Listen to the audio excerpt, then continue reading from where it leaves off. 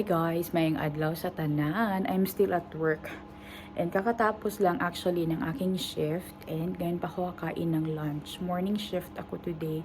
Pero sa sobrang busy ngayon lang ako makakain. So hindi ako pwedeng umuwi ng bahay na hindi ko nakakain yung aking baon kasi bukas is another araw na naman. Another pagkain na naman na kakainin. So bago masayang yung pagkain is kakainin ko na.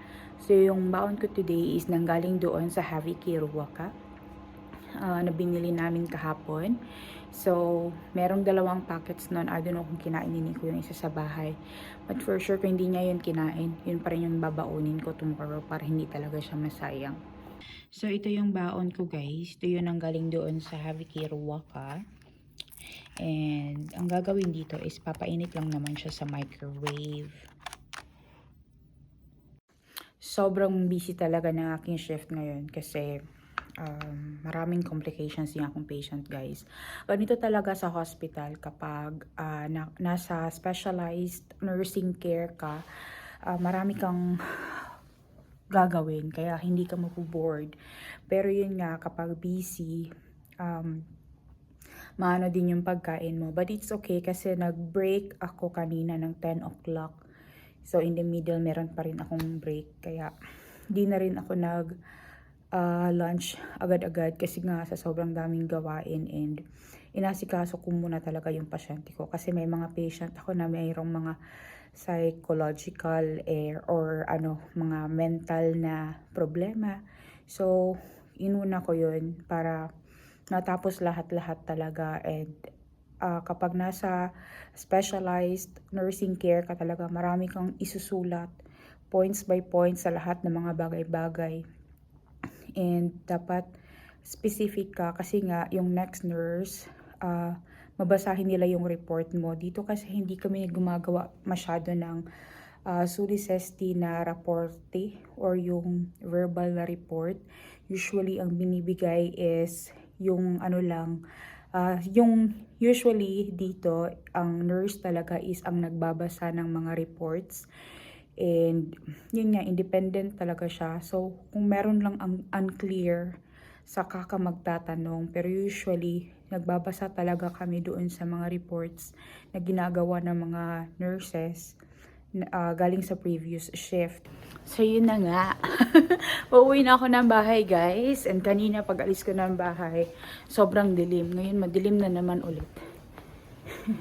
Paglabas mo ng bahay, madilim. Pag uwi mo ng bahay, madilim pa rin.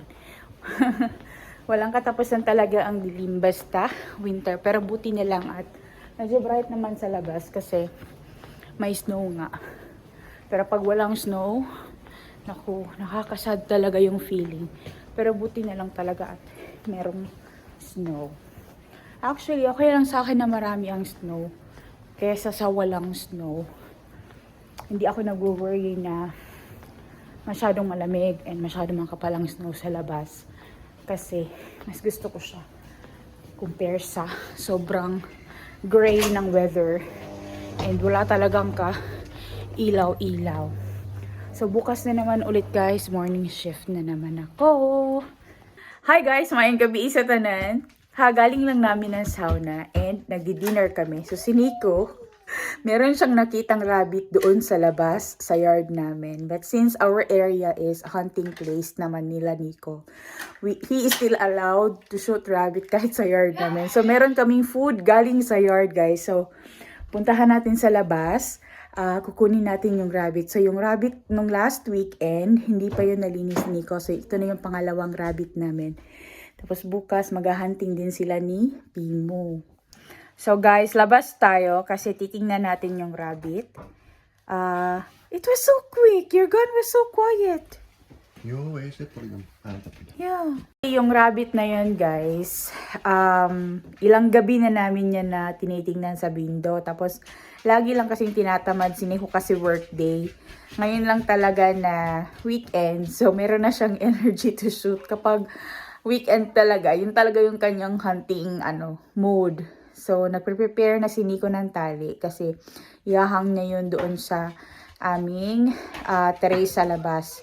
It can stay there outside for a couple of weeks kasi frozen naman sa labas kasi nga minus 15 dito ngayon sa amin. So, we are so happy na meron na naman kaming karne. Another free meat. There's Pimo, guys. Tuwang-tuwa siya kasi lalabas and she knows that there's something outside. Next sight. There's the rabbit, guys. Kasi naglalagay talaga si Nico ng kaura or yung this kaura again, the one that they make for oats. Yeah. So this is a medium size rabbit, Daddy. Yo, Amy Campion. I don't know, is it for this year or something? Yeah, it's very nice. It's very nice color. So there we go. Meron kaming rabbit. No, down very. Hey, it's big. It's not medium size. It's a full size. Ayan o, yung isang apple namin na nasira na nilagay din namin dyan. Lilinisin na yun ni Nico, guys. So, hindi na ako sasama dun sa kanya. So, from yard to table, meron kaming rabbit. Whew. Galing ako sa labas, guys. Sobrang lamig. Hiningal ako. Si Nico andun pa sa labas kasi kailangan niya tanggalin yung internal organs ng rabbit. Hindi kasi yun pwede magstay doon. Tapos, yung heart, kidneys, and yung liver is ipapakain niya yun kay Pimo na fresh. Hinihingal ako. Hi guys, it's Sunday. Morning shift na naman. Naantok pa ako Pero, bawal ang aantok-antok kasi mahirap tayo. I hope same patience ako kasi kung same patience mas madali. Nabasa ko na kasi yung mga reports na lahat, so follow up na lang. So I hope new patience. Pero pag hindi ako ganun naman talaga kapag sa specialized care, iba-iba yung mga patients mo palagi. I hope na makakain ako on time. Kasi kahapon yung lunch ko, kinain ko, pauwi na ako. So, pasok muna ako, guys. Hi guys, mayong hapon. Kinakong vlog, warag daily vlog lang dyan din sana ako siyang i-compile. What are the things that I do every day? So, yun nga lang, work lang. Work lang tayo ng work nito kasi mahirap man tayo. But, mamaya, meron kaming Christmas lunch doon sa ward namin. I don't know ano mga pagkain. Try ko kung pwede ko mapakita sa inyo mamaya.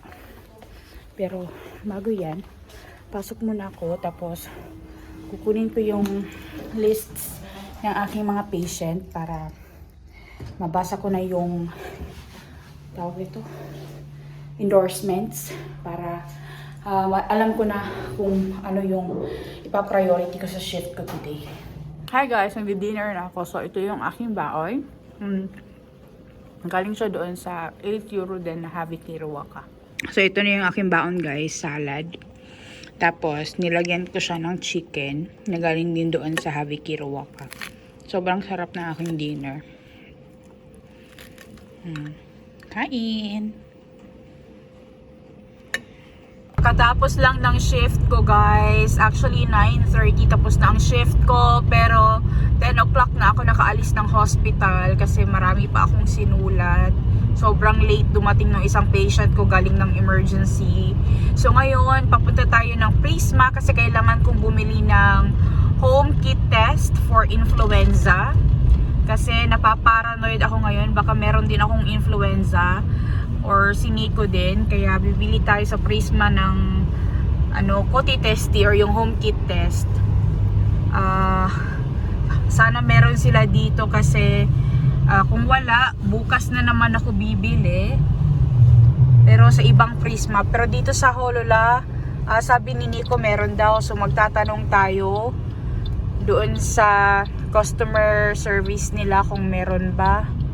Napaparanoid talaga ako as in. Dito tayo sa underground parking papasok.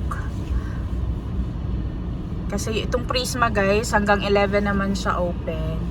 So we still have time. para mag-check kung meron ba silang available. According sa internet, meron naman silang available. Pero mas mabuti talaga na puntahan at i-check talaga para makabili na rin. Kasi guys, sa ward namin, meron kaming mga patients doon na merong influenza. Pero hindi naman ako nag-take care sa kanila. However, yung isang workmate ko na nurse din, positive siya sa influenza. Kaya magkasama kami nung shift na yun, kaya baka meron din ako, kaya napaparanoid talaga ako. Nag-aalala ako guys, ayoko magkaroon ng influenza. Sobrang late na guys, gabing-gabi na. 30 minutes na lang magko-close na yung store. Ako na lang ang customer na dito ba. Pero madalas, punta naman ako dito ng mga 10 o'clock. Pero gusto ko lang talagang bumili ng influenza na pang test ba. Buti na yung safe kaysa makahawa tayo sa iba, di ba? Kasi meron kaming mga signs and symptoms. Kaya gusto ko lang maka-make sure. Kasi kung hindi, makikipag-meet talaga ako ng doktor bukas. Meron nga sila guys, ito yung SARS, COVID, and Influenza A and B. So, bibili ako ng dalawa nito. Tig-isa kami ni Nico. Ano tong isa? SARS-CoV antigen test. Hindi yan. So, ito yung bibilihin ko, dalawa. Yan. Silip na rin ako dito. Baka meron pang mga naka-sale na food na pwede kong mabili. Tingnan natin yung kamote. How much ang kamote dito sa Prisma. Ganito yung itsura ng kamote na andun sa Vicky Ruwaka. €2.89 per kilo guys. So, nasa mga 140 pesos dyan sa atin sa Pinas ang kilo ng kamote. Mga tinapay dito sa Prisma guys. So, ganito man yung mga nakukuha ko or nabibili ko doon sa €8. Oh. Pakita ko sa inyo ha, gano'n ka mamahal din yung mga tinapay. Yung mga ganyan yan, na tinapay. €2.60 yan. Ganyan talaga yung itsura ng tinapay. Yung mga Ruiz Lepa or rye bread, tingnan nyo. Yung price niya €2.79. Diba? Mahal din ang tinapay. More than 140 pesos or 150 pesos din kung i-convert dyan sa atin sa Pinas. Tapos, ilang beses kami kumain ng tinapay. Diba? Maraming beses. Kaya, medyo mahal. Tapos, dito sa Finland, guys, lalo na dito sa Prisma, kapag bumili ka ng tinapay from 9 o'clock to 11 o'clock, minus 60% na siya. So, bibili ako ng tinapay dito. Ito. Kasi ito, guys, itatapon na nila ito bukas. Ito na yung mapupunta doon sa Haviki Ruwakan na binabalot nila, pinoportion-portion nila para magkasya sa mga tao. Yung mga ganyan, So, bibili ako ng croissant para sa breakfast namin bukas. So, ito na yung aking resibo, guys. Yung nabayaran ko doon, bumili ako ng 2 juice din. Tsaka yung yung influenza na Koti Testi. And juice. And yung croissant, yan, €11.18. So, tingnan nyo dito yung croissant. 4 pieces yon, 69 cents each. Ang normal price niya is €2.76. Pero, meron kasi siyang 60% na discount kasi lampas na ng 9 o'clock ngayon. Minus €166. So, 198 na lang yung 110 na lang yung aking 4 na piraso na croissant. Naka-discount pa rin. Aking bagay na yung discount na ganun guys. Kasi sa normal, 64 cents yata ang per piece. So, more than €2 yung 4 na piraso ng croissant. Pero doon sa €8, wala lang. Parang pamigay na lang yun doon. Kasi sobrang mura ng €8. Tapos guys, yung mga tinapay dito sa Prisma, yan yung mga tinapay na napupunta doon sa €8. Kasi yung mga pagkain nila dito din kumukuha yung organization na binibenta nila for Haviki Ruwaka doon or waste food. Dito yan ang gagaling yung iba. Yung iba sa ibang places din. Dito sa Holola and Lahati. Kaya, di talaga na bumili doon. Kasi yung mga tinapay nandoon ngayon, Pag hindi na yun mahalin, pag hindi na yun na sold, yun na yung ilalagay bukas para sa Havi Key. So, doon sa Havi Key na ano, doon sa pinagbibilhan namin ng 8 euros, ipo-portion nila yon para magkasya siya para sa lahat.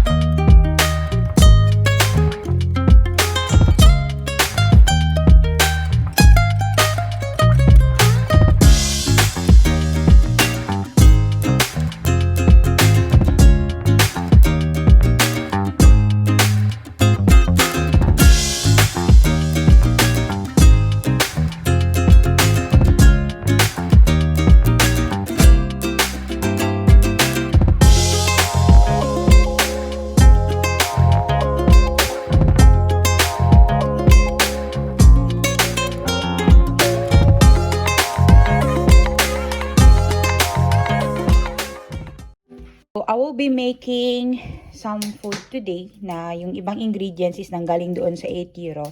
So, ito yung box ng mushrooms. Natanggal ko na yung gitna niya. Pero yung gitna niya guys, hindi ko muna siya itatapon. Kasi I think pwede pa naman to siya magamit. I-cut ko lang yung dulo nito para hindi talaga siya masayang. So, the same lang yung gagawin ko. Like before, lalagyan siya ng cheese. Tapos, ibabalit siya ng bacon. So, yung mushrooms nanggaling to doon sa Havi Key Ruoka or waste food dito sa Finland. And itong bacon is binili ko din sa Lidl, pati itong cheese na meron siyang nakhalo ng herb. So, babalutin ko lang to siya guys, gaya ng ginawa ko dati, tapos ilalagay ko sa oven.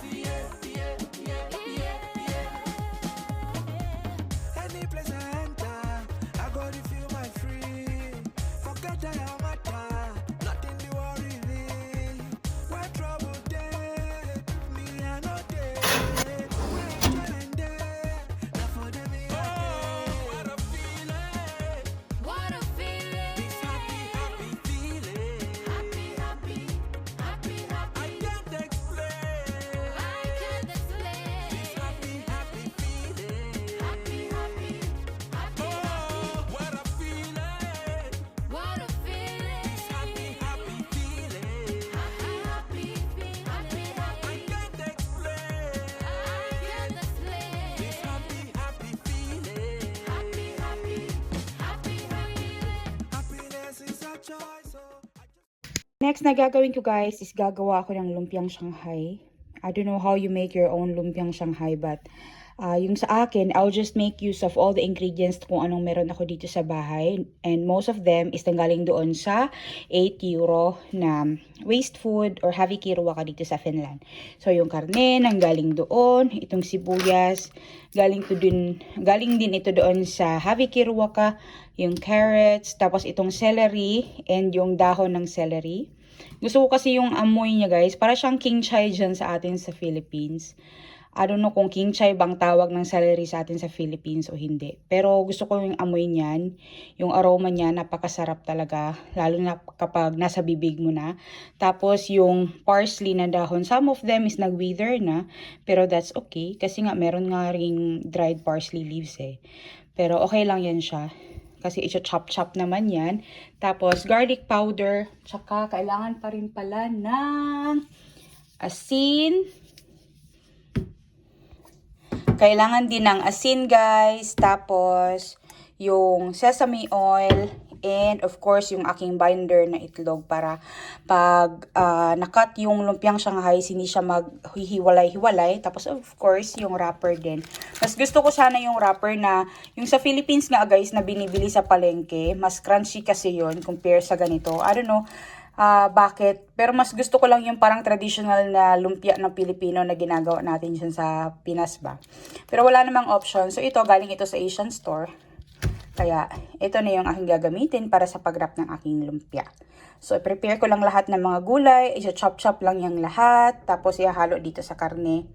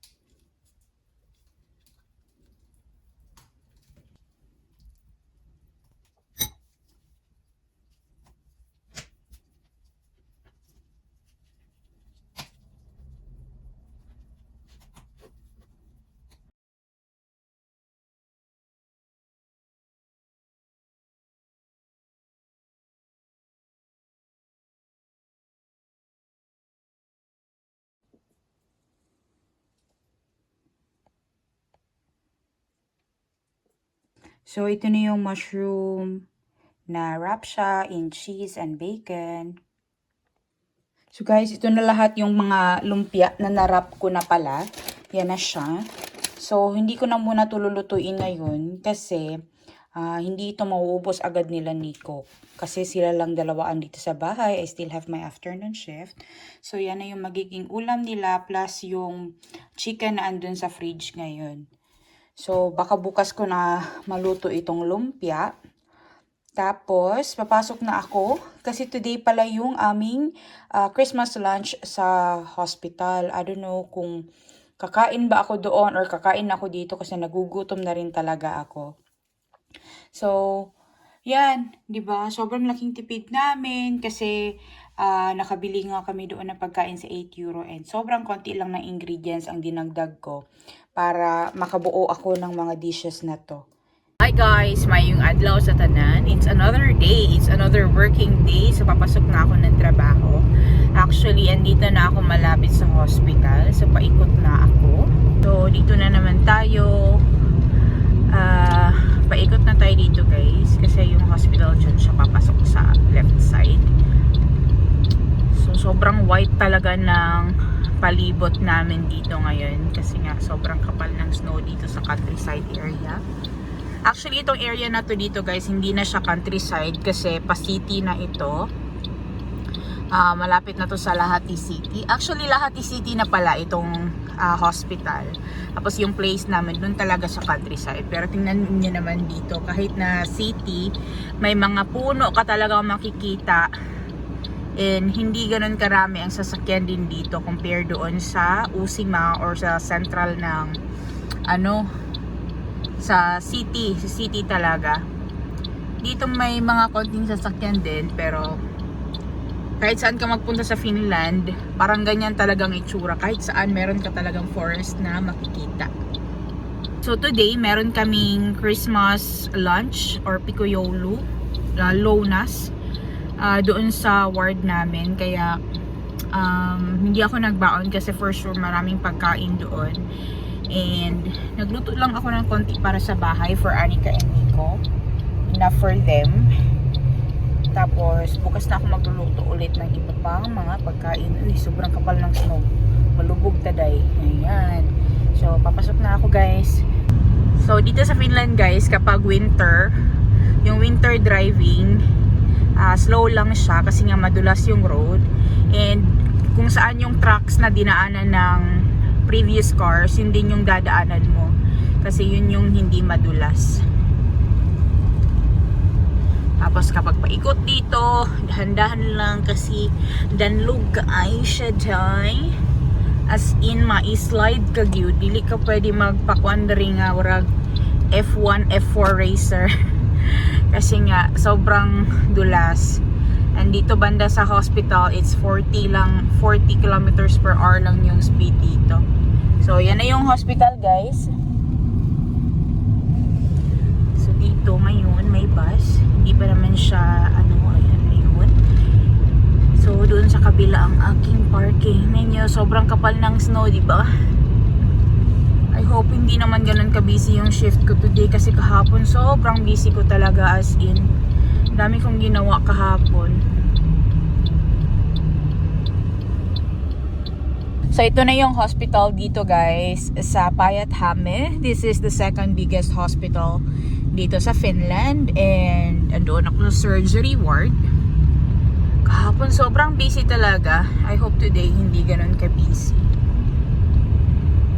Pero natapos ko naman yung shift ko ng matiwasay. Nagawa ko lahat ng task na kailangan gawin. Na-prepare ko yung mga medications. Ayan. So ito na yung Sairala Parki or parking space dito. And hindi ito libre, guys. Magbayad yung parking namin dito. So automatic na babasahin nung computer. Merong parang scanner or tawag nito, scanner or parang camera doon na isa-scan niya yung car mo. Tapos i-lift niya lang yung So dito na nga, guys, maghahanap lang ako ng parking. Naalala ko nung bago pa lang talaga ako dito, lagi ako nawawala, as in halos everyday ako nawawala. Palagi akong nalilate kasi hindi ko matandaan saan banda yung car, tapos hindi ko kilala yung car ko. Nakakalimutan ko saan banda naka-park. Tapos iba yung parking space na napupuntahan ko, hindi ko alam saang floor. Tapos papasok doon sa ward namin, nawawala din ako. So ito na, papasok na ako, guys. Ano na ngayon? 13:53, 2 o'clock mag-start ang shift ko. So meron pa akong 7 minutes. Mabilis lang naman ako magbihis. Pero malayo yung lalakarin ko, about 5 minutes. Kasi nga malayo yung parking. Tapos dahan-dahan lang tayo maglakad dito ngayon kasi may yellow yan siya, guys. Danlog siya, slide. Kasi nga yung mga snow na nadadala ng mga gulong, andito din yan sa loob. Tapos hindi yan siya pwede basain ng tubig, yung floor. Kasi pag binasa mo yan ng tubig, mag-frozen yan. So magiging super slippery lalo. Kaya ganyan lang yan. Usual lang ginagawa is nilalagyan nila yan ng pebbles, yung maliliit or yung hiyaka or balas ba, guys, nga naidaghang bato. So dyan yung parking. Tapos doon na side hospital na yan siya, guys. Doon yung psychia department sa likod. Tapos dito na side, ito yung emergency department. Malaki yung emergency department, guys, kasi naka-divide yan siya into different wards. So pagpasok mo, nakakategorize ka kung ano yung case mo, kung sa lungs ba ang problem mo, like internal medicine, mga ganyan. Nakaseparate siya. Isang araw na lang, today and bukas na lang yung aking trabaho, tapos magdi-day off ako, pero isang araw lang hindi yun aking day off. Nakapag-BS na ako guys, so maglalakad na ako papunta sa ward namin. Doon ako sa shortcut dadaan, hindi ako dadaan sa kabila. So dito ako na elevator dadaan. Usually doon ako dumadaan sa kabila pa. Pero ngayon, dito ako dadaan. Pero naglilinis ng elevator nung pagkapasok ko. Hinintay ko pa siya para matapos siya guys.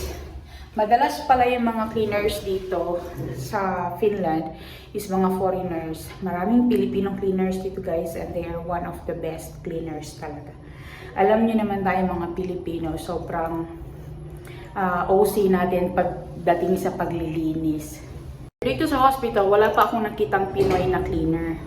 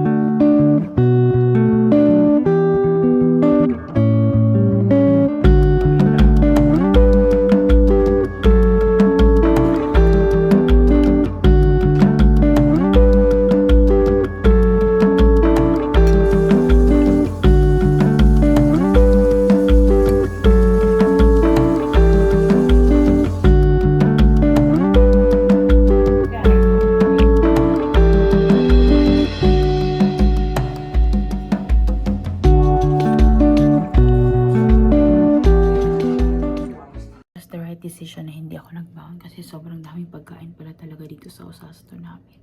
So ngayon guys, ang ginagawa ko is nag-check lang ako ng information ng aking patient, tapos nag-rounds na rin ako. Tapos mamaya-maya is i-ready ko na yung mga intravenous medications nila, pati yung mga painkillers, kasi madalas sa patients namin dito marami silang mga painkillers kasi nga post-op yung mga patients namin. Sobrang daming pagkain doon guys. Kumuha lang ako ng candy doon para pang snack ko dito ba kung para na ako masima-sima. As in, kung pagkaon, wala pa na ako natilawan tan, hindi ko pa natikman lahat sa sobrang dami. Yung iba is andun pa sa ref. And ito na nga, meron akong blood ng dugo kasi pinapawarm ko siya kasi ilalagay namin ito sa pasyente namin mamaya kasi mababa yung kanyang hemoglobin. It's 7:31 na ng gabi.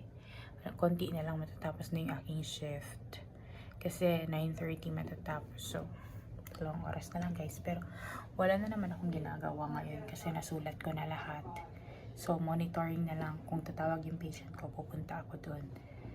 Yan lang. So chill lang talaga ang work. Wala akong pesut kasi lahat sila ano naman sila, kaya nilang gumalaw on their own.